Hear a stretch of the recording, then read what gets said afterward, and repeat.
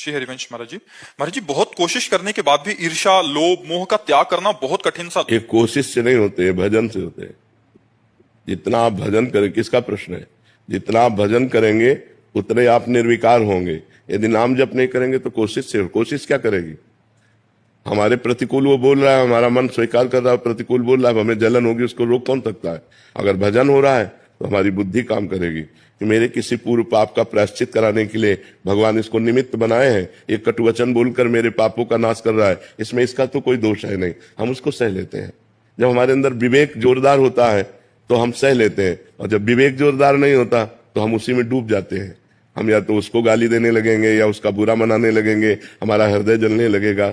ईर्ष्या हमसे आगे निकला जा रहा है, अरे उसका पुण्य है, उसने प्रयत्न किया है, उसने तपस्या की है तो आगे वो निकला जा रहा है। हम खुद भजन करें, हम उससे आगे निकल जाएंगे, ईर्ष्या करने की जरूरत क्या है? तो बहुत से ऐसे विकार हैं जो बिना भजन के नष्ट नहीं होते। इसलिए नाम जप करो और सत्संग सुनो, तो उससे परिवर्तन हो सकता है। अपनी कोशिश काम नहीं करेगी इसमें। महाराज जी नाम जप करते हैं, उसमें जब उन्नति नजर आती है तो फिर उसका भी घमंड हो जाता है महाराज जी। वो भी ठीक हो जाएगा नाम जप से ही। नाम जप ही करते रहिए, इसकी दवाई भी है। हाँ, नाम जप ही दवाई है। नाम जप, सत्संग जरूर सुनते रहिए, क्योंकि जब हमको लगता है कि हम 10 माला जपते हैं, जब 100 माला जपने वाले की बात हम सुनते हैं तो 90 का घाटा हमें नजर आता है, तो अहंकार क्यों होगा? जब हम सत्संग सुनते हैं तो बड़े बड़े संतों के चरित्र बात, बड़े बड़े भक्तों के चरित्रों की बात जब आती है, उनका जब भजन हम देखते हैं तो हमारा भजन क्या है उनके सामने? तो भजन का अहंकार नष्ट हो जाता है। भक्त चरित्र सुनने से, सत्संग सुनने से, महापुरुषों के पावन चरित्रों को पढ़ने से हमारा भजन का अहंकार, और अगर ना भी पढ़ो तो भजन ही अहंकार को नष्ट कर देगा। तुम्हारे हृदय में जलन होने लगेगी कि मेरे से ऐसा क्यों हो रहा है, कि मेरे से एक बड़े भक्त हैं, मैं ऐसा क्यों कर। तो वो अंदर ही अंदर नाम जप आपके हृदय में जो अहंकार उत्पन्न होगा उसको गला देगा। पर बहुत डट के नाम जप होना चाहिए, खूब डट के नाम जप करो, अधिक से अधिक संख्या में गिन के करो। आजकल तो काउंटर चल गया, बड़ी सुविधा है, माला घुमाने की भी जरूरत नहीं, अंगूठी की तरह पहने राधा राधा राधा राधा राधा राधा राधा राधा, खूब एकत्रित करो, नाम देखो, उसी से आनंद आ जाएगा।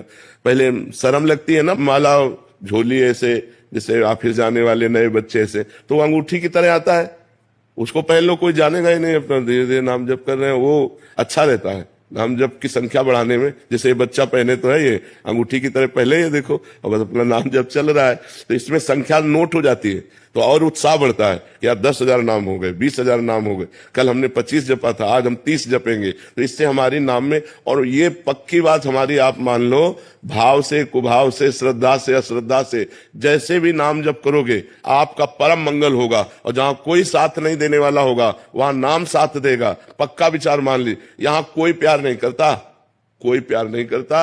अगर प्यार करता है तो रुपए को प्यार करता है, प्यार करता है तो हमारे शरीर को अपने योग्य देखकर प्यार करता है, हमारे पास कुछ है जिसके कारण वो प्यार करता है। नहीं, कोई प्यार नहीं करता।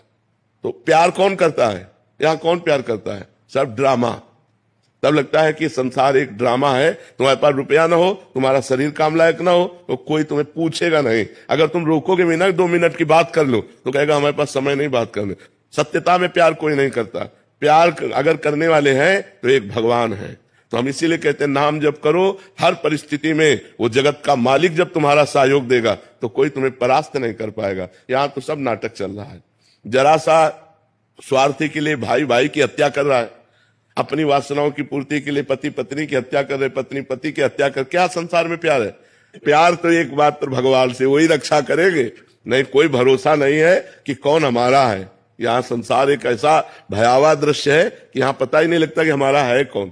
चीजें अनुभव से समझ आती हैं, पर जब तक अनुभव होता है तब तक बहुत देर हो चुकी है। ऐसा लगता है कि इससे ज्यादा कोई प्रेम ही नहीं करता, और जब तक उसकी हकीकत समझ आती है तब तक तो भगवान का नाम, भगवान ही एक ऐसे प्रेमी है जो हर परिस्थिति में प्यार